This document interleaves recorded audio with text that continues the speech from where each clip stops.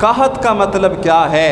कहत का मतलब सिर्फ ये नहीं है भाइयों कि खाने को कुछ नहीं मिलेगा, पीने को कुछ नहीं मिलेगा, पहनने के लिए कुछ नहीं होगा, रहने सहने के लिए कुछ नहीं होगा।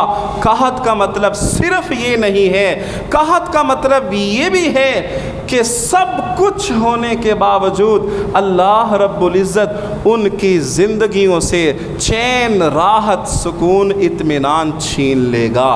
देखिए, मज़दूर भी परेशान है, मुलाजिम भी परेशान है, अरबपति खरबपति भी परेशान है, झोंपड़ी में रहने वाला भी परेशान है, कोठियों बंगलों में रहने वाला भी परेशान है, मिलों और फैक्ट्रियों का मालिक भी परेशान है। जिसको देखो परेशानी है। और परेशान कौन नहीं है? वो परेशान नहीं है जिसकी हमारे साथ मुलाकात नहीं है, वगरना हर किस्म का इंसान, हर तबके का इंसान परेशान, डिप्रेशन का शिकार नज़र आता है। कोई मुकदमात की ज़िद में है, कोई बीमारियों की ज़द में है, और किसी पर नालायक औलाद मुसल्लत हो चुकी है, किसी की बीवी ठीक नहीं है। ये सारी की सारी परेशानियाँ, इसकी रीज़न पीछे रसूल अकरम सल्लल्लाहु अलैहि वसल्लम ने ये भी बयान की है, हमें अपने मामलात को दुरुस्त करना होगा।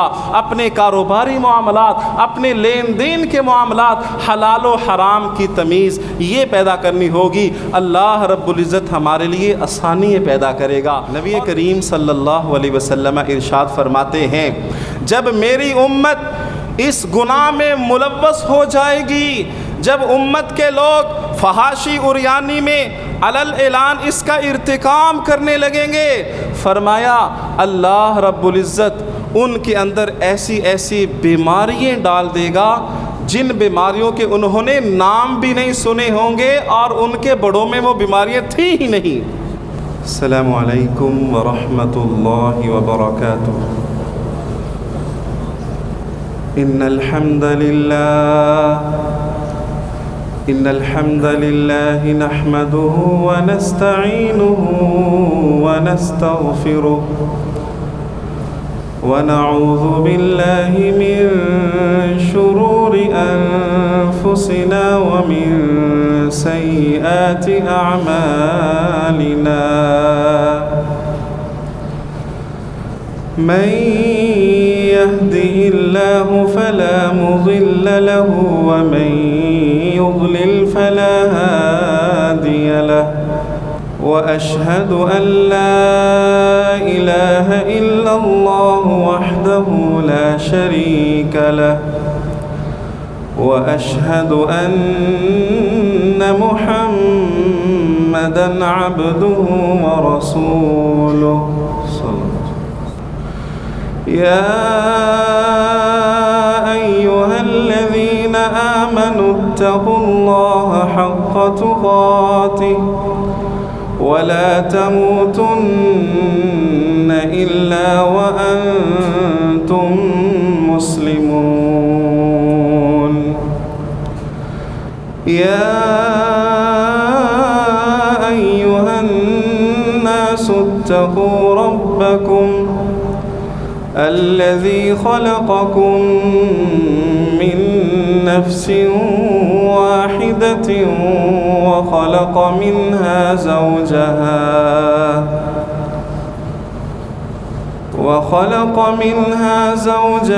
व बस्स मिन्हुमा रिजालन कसीरन व निसाअ वत्तक़ुल्लाह अल्लज़ी तसाअलून बिही वल अर्हाम इन्नल्लाह काना अलैकुम रक़ीबा। या अय्युहल्लज़ीना आमनु इत्तक़ुल्लाह व क़ूलू क़ौलन सदीदा युस्लिह लकुम अअमालकुम व यग़फिर लकुम ज़ुनूबकुम व मन युतिइल्लाह व रसूलहु फ़क़द फ़ाज़ फ़ौज़न अज़ीमा। أما بعد فإن خير الحديث كتاب الله وخير الهدي هدي محمد صلى الله عليه وسلم وشر الأمور محدثاتها وكل محدثة بدعة وكل بدعة ضلالة وكل ضلالة في النار. سبحانك لا علم لنا إلا ما علمتنا إنك أنت العليم الحكيم. رب اشرح لي صدري ويسر لي أمري واحلل عقدة من لساني يفقه قولي. رب زدني علما. أما بعد فقد قال الله تبارك وتعالى في القرآن المجيد والفرقان الحميد: أعوذ بالله السميع العليم من الشيطان الرجيم من همزه ونفخه ونفسه. بسم الله الرحمن الرحيم. يا أيها الذين آمنوا أطيعوا الله وأطيعوا الرسول ولا تبطلوا أعمالكم.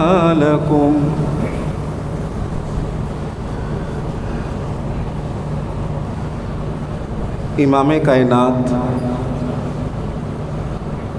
حضرت محمد الرسول اللہ صلی اللہ علیہ وسلم آپ نے اپنی زندگی کے اندر ایک خطبہ ارشاد فرمایا، صحابہ کرام کو واعظ و نصیحت کی. یہ خطبہ، یہ واعظ و نصیحت، یہ آپ کی زندگی کا سب سے لمبا اور طویل خطبہ تھا. امام مسلم رحمہ اللہ اس کو بیان کرتے ہیں کہ آپ نے یہ خطبہ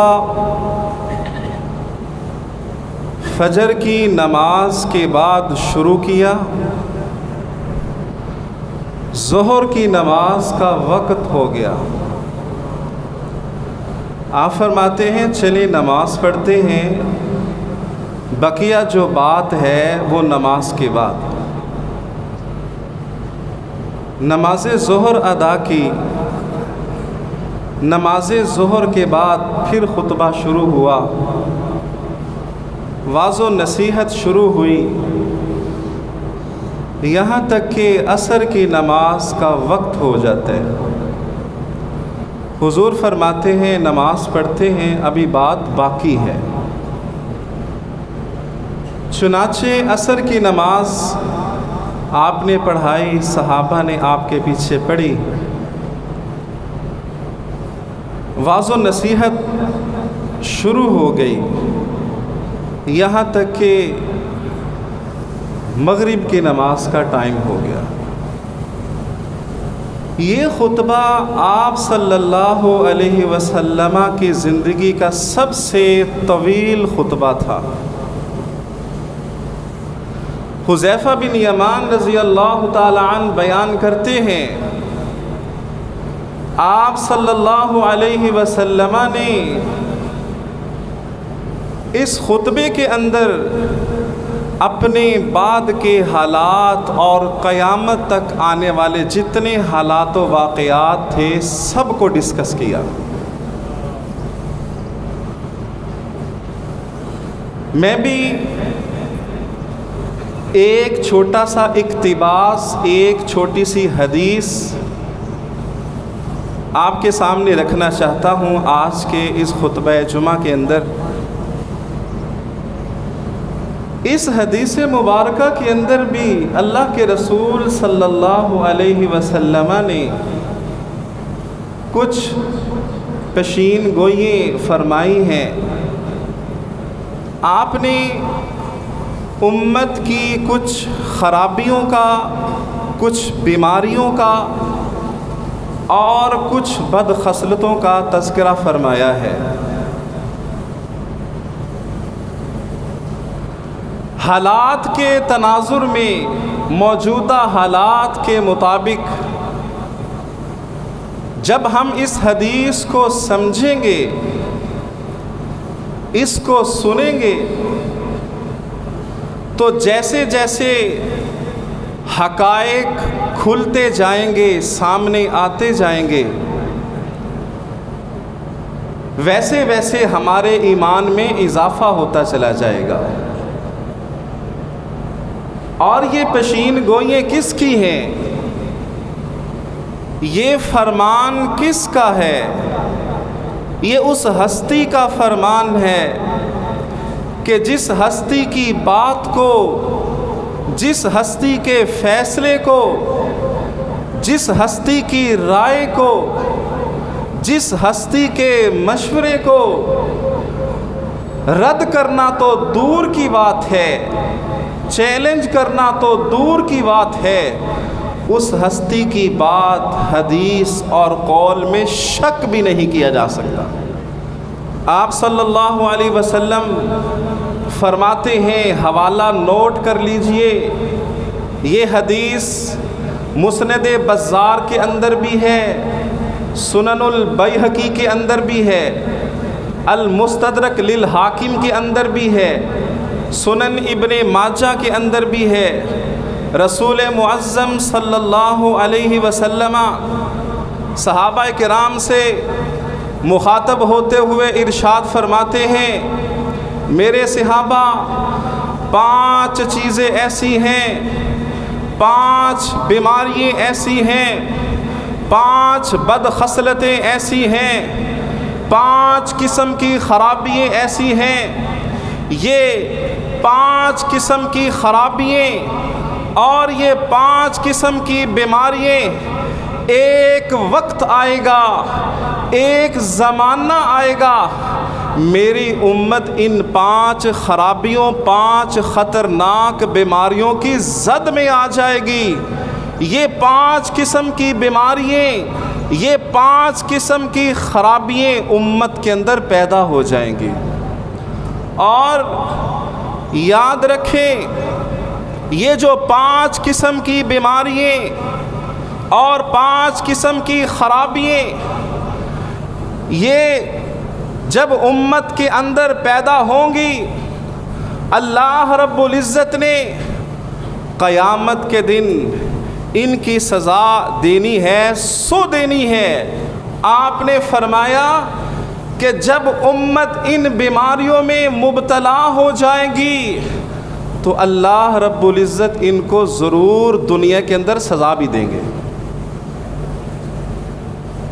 سب سے پہلی بیماری اور سب سے پہلی خرابی، رسول اکرم صلی اللہ علیہ وسلم ارشاد فرماتے ہیں، ما لم تظہر الفاحشۃ فی یوم قط حتی یعلنوا الا فشا فیہم الاوجاع والطاعون التي لم تکن مضت فی اسلابہم الذین مضوا۔ فرمایا ایک وقت آئے گا، ایک زمانہ آئے گا کہ میری امت کے اندر فحاشی، عریانی علل اعلان ہونے لگے گی۔ اور یاد رکھیں، فحاشی، بے حیائی زناکاری اس کے عام ہونے کا مطلب یہ ہے کہ ایک انسان دوسرے انسانوں کے بارے میں یہ معلومات رکھے گا، اسے یہ علم ہوگا کہ یہ انسان بدکار ہے، یہ انسان زناکار ہے، یہ اچھا نہیں ہے۔ خواتین کے بارے میں یہ علم ہوگا گلی محلوں کے اندر کہ یہ خاتون درست نہیں ہے، اور محلوں کے بارے میں یہ بات معروف ہوگی کہ یہ محلہ ٹھیک اور درست نہیں ہے۔ محترم بھائیوں، اللہ کے رسول صلی اللہ علیہ وسلم اس حدیث کو اس ماحول میں بیان کر رہے ہیں، اس فرمان کو اس معاشرے میں بیان کر رہے ہیں، اور اس فرمان کو اس طبقے میں بیان کر رہے ہیں جو صحابہ کرام کا طبقہ تھا۔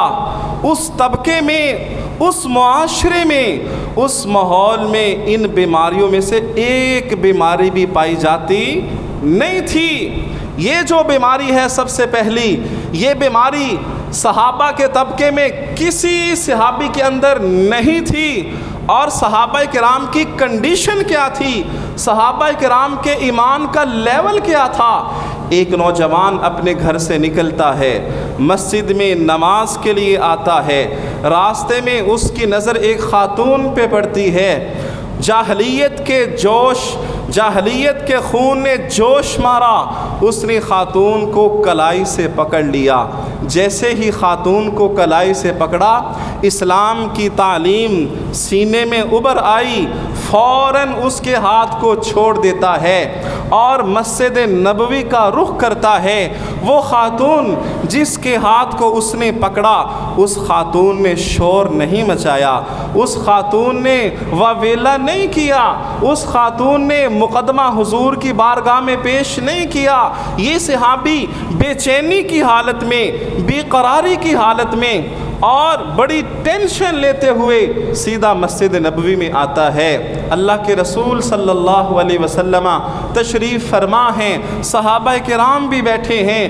اس کی بے چینی کا عالم یہ ہے، اس کی بے قراری کا عالم یہ ہے، آتے ہی کہتا ہے، اے اللہ کے رسول اقیم علیہ کتاب اللہ، اے اللہ کے رسول مجھ پہ حد نافذ کیجئے، مجھے سزا دیجئے، میں نے بہت بڑا جرم کر لیا ہے۔ ایک خاتون کی کلائی کو پکڑا ہے، ہاتھ کو پکڑا ہے۔ حضور میں سزا کا مستحق ہوں، جو سزا دینی ہے دیجئے کل قیامت کے دن، تاکہ مجھے اللہ کی طرف سے کوئی سزا نہ ملے۔ حضور نبی کریم صلی اللہ علیہ وسلم اس کی بات کو سنتے ہیں اور بات کو سنی انسنی کر دیتے ہیں۔ نماز کا وقت ہوتا ہے، یہ نوجوان بے قرار ہے، بے چین ہے اور بڑی بری حالت ہے، بڑی فکر میں ہے، بڑی ٹینشن میں ہے، اور نماز کھڑی ہوتی ہے۔ حضور نماز پڑھاتے ہیں، سلام پھرتا ہے، صحابہ کرام اذکار کر رہے ہیں، یہ نوجوان پھر اٹھتا ہے۔ ذرا تصور کیجئے گناہ کی کتنی فکر ہے۔ آج یہ فکر ہمیں بھی اللہ نصیب کرے۔ آج ہم اپنے معاشرے کو دیکھتے ہیں، گناہوں کی ٹینشن ہی نہیں، نیکی اور بدی میں تمیز نہیں، گناہ کر کے بھی سو جاتے ہیں، گناہ کر کے بھی ہنستے کھیلتے رہتے ہیں، کوئی ٹینشن نہیں، کوئی ڈر نہیں، کوئی فکر نہیں، کوئی خوف نہیں۔ یہ صحابی اٹھتا ہے اور پھر کہتا ہے، اے اللہ کے رسول اقیم علیہ کتاب اللہ، مجھ پہ حد نافذ کیجئے، اے اللہ کے رسول مجھے گناہوں سے پاک کیجئے۔ حضور فرماتے ہیں، الست قد صلیت معنا، صحابی تو نے ہمارے ساتھ نماز پڑھی ہے نا؟ جی حضور پڑھی ہے۔ آپ نے فرمایا جاؤ، اللہ نے اس نماز کی برکت سے تیرے گناہ کو معاف کر دیا ہے۔ ذرا تصور کریں کہ صحابہ کرام صرف ہاتھ سے ہاتھ کو پکڑا ہے، وہ صحابہ کیسے تصور کر سکتے تھے کہ ایک وقت آئے گا مسلمان علل اعلان فحاشی کریں گے؟ صحابہ کی عقلیں نہیں مانتی تھیں، ایمان مانتا تھا کہ یہ حضور کا فرمان ہے، یہ حضور کی حدیث ہے، یہ حضور کی پیشین گوئی ہے۔ ایسا ہوگا، ایسا وقت آئے گا، ایسا زمانہ آئے گا۔ نبی کریم صلی اللہ علیہ وسلم ارشاد فرماتے ہیں جب میری امت اس گناہ میں ملوث ہو جائے گی، جب امت کے لوگ فحاشی عریانی میں علل اعلان اس کا ارتکاب کرنے لگیں گے، فرمایا اللہ رب العزت ان کے اندر ایسی ایسی بیماریاں ڈال دے گا جن بیماریوں کے انہوں نے نام بھی نہیں سنے ہوں گے اور ان کے بڑوں میں وہ بیماریاں تھیں ہی نہیں۔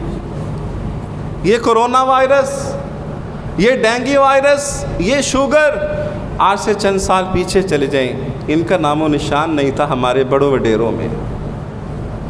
اور جس طرح آج ہمارے معاشرے کے اندر جتنی صفائی، جتنی ستھرائی، جتنی نظافت اور جتنی نزاکت پائی جاتی ہے، تھوڑا سا پیچھے چلے جائیں، یہ صفائی ستھرائی، یہ نزاکت دیکھنے میں نظر نہیں آتی تھی، پھر بھی وہ بیماریوں سے پاک تھے۔ یہ اس قسم کی ہولناک بیماریاں نہیں تھیں۔ ہم اتنی احتیاطوں اور اتنی صفائیوں کے باوجود بھی ہمارے ڈاکٹرز تحقیق کر کر کے تھک گئے ہیں اور وہ کہتے ہیں یہ بیماری لا علاج ہے۔ وجہ کیا ہے؟ وجہ یہی ہے کہ معاشرے کے اندر بے حیائی، فحاشی عام ہو چکی ہے۔ اور بھائیوں، ہم باکردار بن جائیں، ہم اعلیٰ اخلاق کے مالک بن جائیں، گناہوں کو چھوڑنے والے بن جائیں، اللہ رب العزت دوائیوں سے، ہسپتالوں سے، ان بیماریوں سے ہمیں محفوظ کر لے گا۔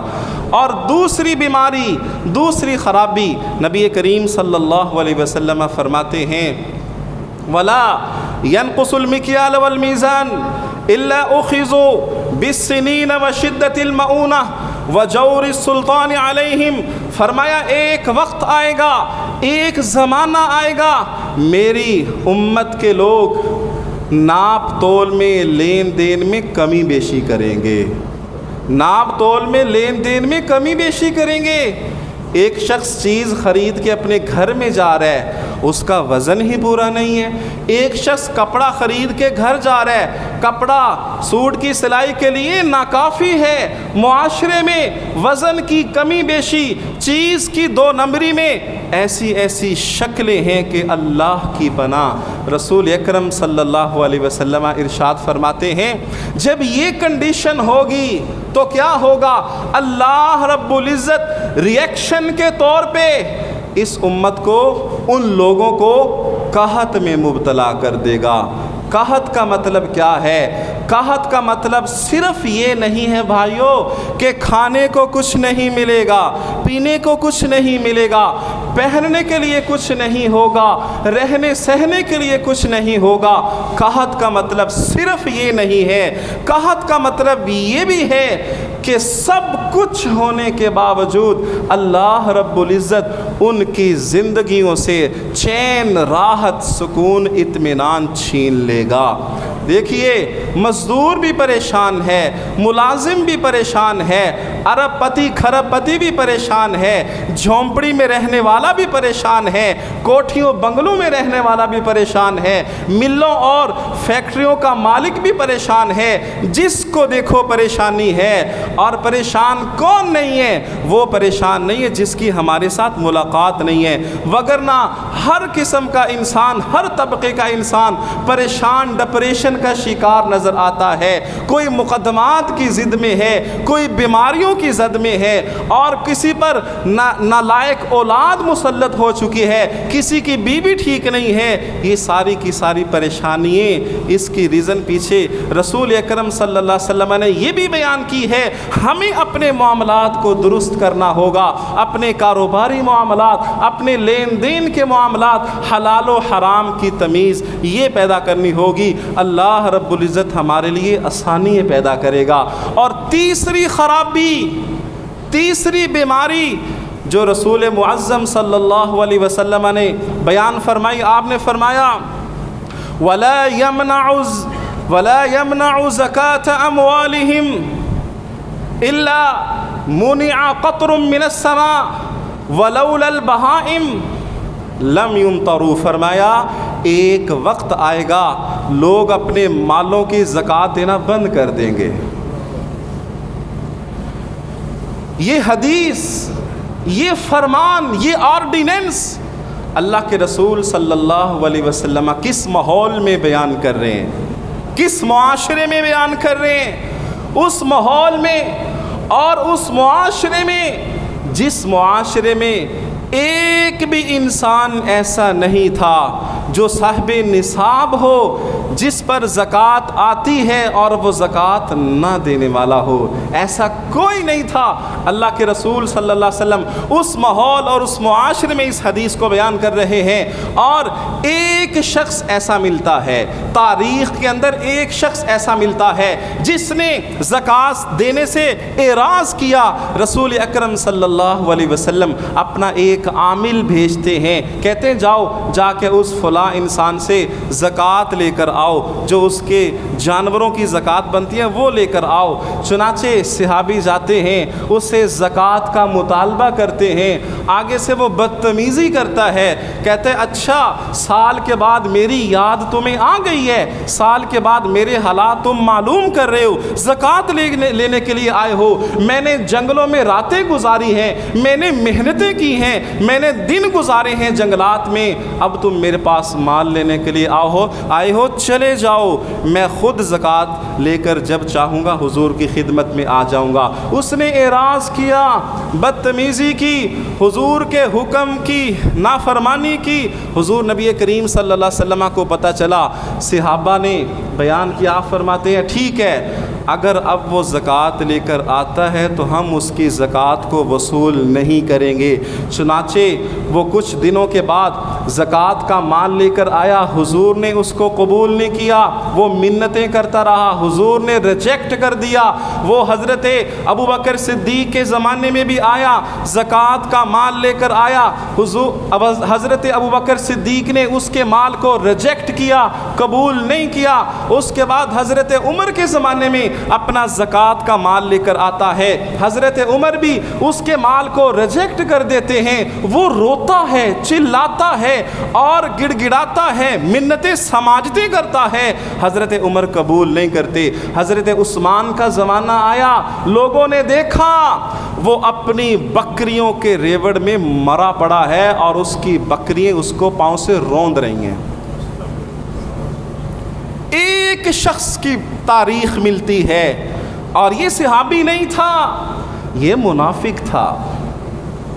صحابہ کرام کتنی پاک باز ہستیاں، صحابہ کرام کتنے عظیم لوگ۔ صحابہ کرام تو حضور سے آ کے سوال کرتے تھے، اللہ کے رسول بتائیے ہم 2 سال کی ایڈوانس زکوٰۃ دے سکتے ہیں؟ 2 سال کی ایڈوانس زکوٰۃ دے سکتے ہیں؟ صحابہ کرام کا ایمان تو یہ، صحابہ کرام کا جذبہ تو یہ، صحابہ کرام کا عمل تو یہ۔ وہ صحابہ تصور کر سکتے تھے کہ ایک امت ایسی آئے گی، ایک وقت ایسا آئے گا، کچھ مسلمان ایسے ہوں گے جو زکوٰۃ نہیں دیں گے؟ صحابہ یہ تصور کیسے کر سکتے تھے؟ صحابہ کی عقلیں ماننے والی نہیں تھی، ایمان مانتا تھا کہ ہاں ایسا ہوگا، یہ حضور کا سچا فرمان ہے، ایسا ہوگا۔ آج ہم دیکھتے ہیں معاشرے میں کتنے صحیح العقیدہ لوگ بینکوں میں جا کے فارمز فل کر کے اپنے آپ کو زکوٰۃ سے بچانے کے لیے اپنا مذہب عقیدہ چینج کر لیتے ہیں۔ اور آج صحیح معنوں میں اگر شہروں والے، دیہاتوں والے، گاؤں والے زکوٰۃ دینا شروع کر دیں تو اللہ کی قسم معاشرے سے غربت کا خاتمہ ہو سکتا ہے، تعلیم فری ہو سکتی ہے، ہسپتالوں میں علاج فری ہو سکتا ہے اگر صحیح معنوں میں لوگ اپنی زکوٰۃ دینا شروع کر دیں۔ آپ صلی اللہ علیہ وسلم فرماتے ہیں جب مسلمان زکوٰۃ دینا بند کر دیں گے، لوگ اپنے مالوں کی زکوٰۃ نہیں دیں گے، آسمان سے بارش کو ریئیکشن کے طور پہ روک لیا جائے گا، آسمان سے بارش نہیں برسے گی۔ کیا مطلب ہے؟ مطلب یہ ہے موسم کے مطابق اللہ تعالیٰ بارش نہیں نصیب کرے گا۔ بارش کی ضرورت ہے، بارش نہیں ہو رہی، فصلیں خراب ہو رہی ہیں، فصلیں اجڑ رہی ہیں، بارش کی ضرورت نہیں ہے، بارش آ رہی ہے، فصلیں ڈوب رہی ہیں، فصلوں کا نقصان ہو رہا ہے، بے موسمی بارشیں آئیں گی، موسم کے مطابق بارش اللہ نصیب نہیں کرے گا۔ اور اسی طرح آپ صلی اللہ علیہ وسلم فرماتے ہیں اس زمین پہ انسانوں کے علاوہ دیگر مخلوقات بھی رہتی ہیں۔ اور لوگوں یاد رکھو، امت کا، مسلمانوں کا کردار ایسا نہیں ہے، اگر کبھی کبھار زمین پہ بارش اترتی ہے تو یہ ان درندوں کی وجہ سے، ان چرند اور پرند کی وجہ سے اللہ تعالیٰ زمین پہ بارش برساتا ہے، امت کا کردار نہیں ہے اس میں، یہ حضور کا فرمان ہے۔ چوتھے نمبر پہ رسول اکرم صلی اللہ علیہ وسلم نے جو خرابی بیان کی ہے، جو بیماری بیان کی ہے، وہ یہ ہے، ایک وقت آئے گا، ایک زمانہ آئے گا کہ لوگ اللہ اور اس کے رسول سے غداری کریں گے، حکمرانوں سے نہیں، والدین سے نہیں، وڈیروں اور بڑوں سے نہیں، کس سے غداری؟ اللہ اور اس کے رسول سے غداری کریں گے۔ کیا مطلب ہے؟ کس اعتبار سے غداری؟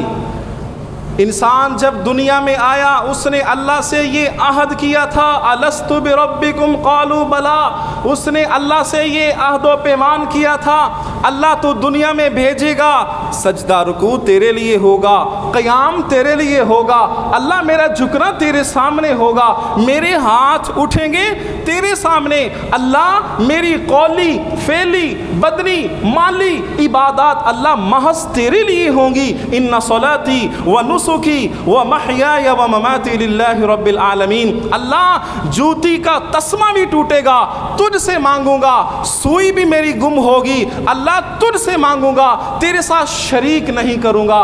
لیکن اے انسان، تو نے دنیا میں آ کر اپنے رب سے غداری کی ہے، تیرے رکوع بھی غیر اللہ کے لیے، تیرے سجدے بھی غیر اللہ کے لیے، تیرا قیام بھی غیر اللہ کے لیے، تجھے اولاد چاہیے غیر اللہ کے در پہ جاتا ہے، تجھے صحت چاہیے غیر اللہ کے در پہ ماتھے ٹیکتا ہے، یہ اللہ کے ساتھ غداری نہیں تو اور کیا ہے؟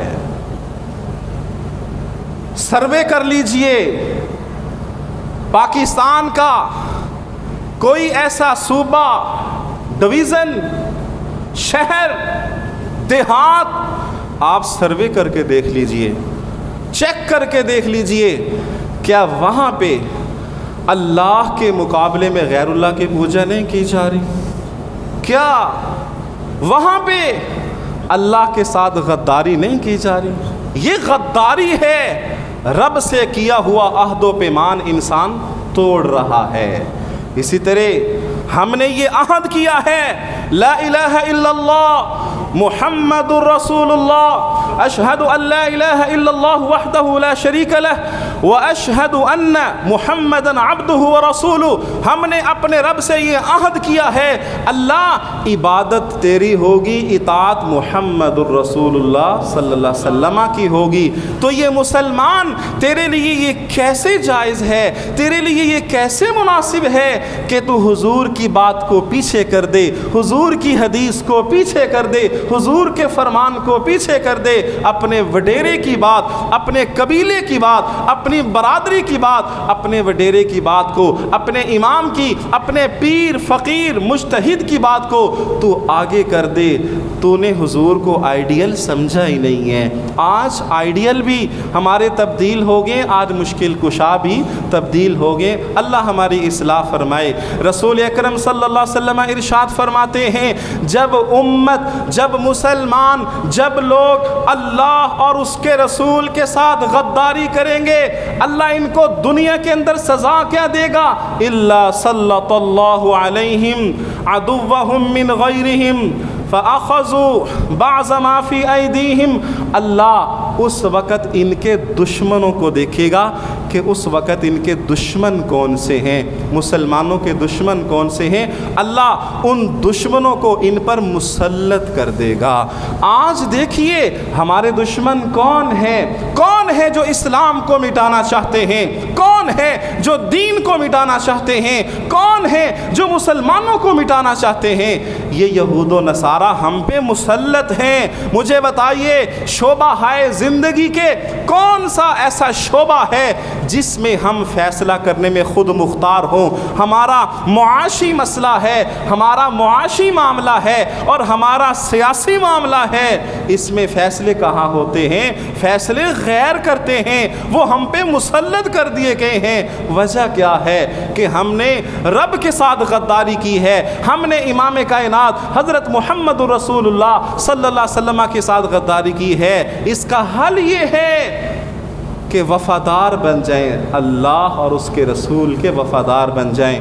اور آخری بیماری، پانچویں خرابی، بدخصلت، رسول اکرم صلی اللہ علیہ وسلم نے جو بیان فرمایا وَمَا لَمْ تَحْكُمْ أَئِمَّتُهُمْ بِكِتَابِ اللَّهِ وَيَتَخَيَّرُوا مِمَّا أَنزَلَ اللَّهُ، فرمایا ایک وقت آئے گا، ایک زمانہ آئے گا، میری امت کے علماء، میری امت کے مفتیان، میری امت کے اہل علم، ان کے آرڈیننس میں، ان کے فتووں میں، ان کی تحریروں میں، ان کے وعظوں میں، ان کے خطبوں میں نہ قرآن کا حوالہ ہوگا نہ حدیث کا حوالہ ہوگا۔ قرآن بھی چھوڑ دیں گے، حدیث بھی چھوڑ دیں گے، اپنی تحریروں میں، تقریروں میں، خطبوں میں قرآن سے دور، حدیث سے دور۔ مطلب کیا ہے؟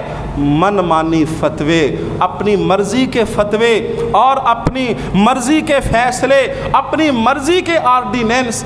جب یہ وقت آئے گا امت کا شرازہ بکھر جائے گا، امت پارا پارا ہو جائے گی، امت تقسیم ہو جائے گی، امت ایک عمل پر قائم نہیں رہے گی، امت ایک عقیدے پر قائم نہیں رہے گی۔ امت کو اگر ایک عقیدے پہ قائم رکھنا ہے، امت کو اگر یکجان متحد اور متفق رکھنا ہے، اس کا ایک ہی طریقہ ہے کہ اس ممبر و محراب سے صدا بلند ہو تو قرآن و حدیث کی صدا بلند ہو، اس ممبر و محراب سے بات ہو اللہ اور اس کے رسول کی بات ہو، اس ممبر و محراب سے اللہ اور اس کے رسول کی بات ہوگی تو امت پارا پارا نہیں ہوگی، امت عمل میں بھی متفق ہوگی، امت عقیدے میں بھی متفق ہوگی۔ اس کا حل یہی ہے کہ فیصلے، آرڈیننس، فتوے، تقریریں، وعظ، خطبے یہ قرآن و سنت کی روشنی میں ہونے چاہیے۔ بات ابھی رہتی ہے، آخری بات دیکھیے، قرآن مجید ہم سب کے لیے ہے، مولویوں کے لیے نہیں کہ جی مولوی صاحب کی ذمہ داری ہے خطبے میں قرآن پڑھیں، امام صاحب کی ذمہ داری امام صاحب کے لیے، مدرسے کے بچوں کے لیے نہیں، ہم سب کی ذمہ داری ہے۔ قرآن ہم سب کے لیے، قرآن کو پڑھنا، سیکھنا، سمجھنا، اس کے حقوق ادا کرنا۔ نبی کریم صلی اللہ علیہ وسلم ارشاد فرماتے ہیں جب مومن بندہ قبر میں جائے گا تو منکر نکیر سوالات کرنے کے لیے اس کے پاس آئیں گے۔ منکر نکیر کا حلیہ نبی کریم صلی اللہ علیہ وسلم نے حدیث میں بیان کیا، صحیح سند کے ساتھ فرمایا ان کے دانت اتنے بڑے بڑے ہوں گے جس طرح بیل کے بڑے بڑے سینگ ہوتے ہیں، منکر نکیر کی آنکھیں اتنی بڑی بڑی ہولناک جس طرح پیتل کی بڑی بڑی دیگیں ہوتی ہیں، منکر اور نکیر کی آواز میں ایسی گرج جس طرح آسمانی بجلی کی گرج ہوتی ہے، اور وہ جب سوال و جواب کرنے کے لیے آئیں گے زمین کو کریدتے ہوئے، زمین کو پھاڑتے ہوئے بندے کے پاس آئیں گے۔ اتنا ہولناک ہیبت ناک منظر، سوال کریں گے من ربو کا، من نبیو کا، ما دینو کا، سوال کریں گے، بندہ جواب دے گا۔ جس نے زندگی میں قرآن پڑھا وہ فرشتے کہیں گے وما یدریکا، کیسے پتہ چلا رب اللہ ہے، تجھے کیسے پتہ چلا کہ میرا دین اسلام ہے، تجھے کیسے پتہ چلا میرے نبی محمد صلی اللہ علیہ وسلم ہے۔ آگے سے بات سنیے بھائیو، میری اور آپ کی تربیت کے لیے، میری اور آپ کی نصیحت کے لیے وہ کہے گا قرأت کتاب اللہ، میں نے زندگی میں قرآن پڑھا بھی ہے، میں اس پر ایمان بھی لایا ہوں اور میں نے اس پر عمل بھی کیا ہے۔ اللہ رب العزت ہمیں توفیق عمل دے۔ انہی باتوں پہ اکتفا کرتے ہیں، وقت کی قلت کے پیش نظر یہ جو نصیحتیں ہیں اللہ اس کے مطابق زندگی گزارنے کی توفیق دے۔ صدق ما قال وقال الرسول وآخر دعوانا الحمد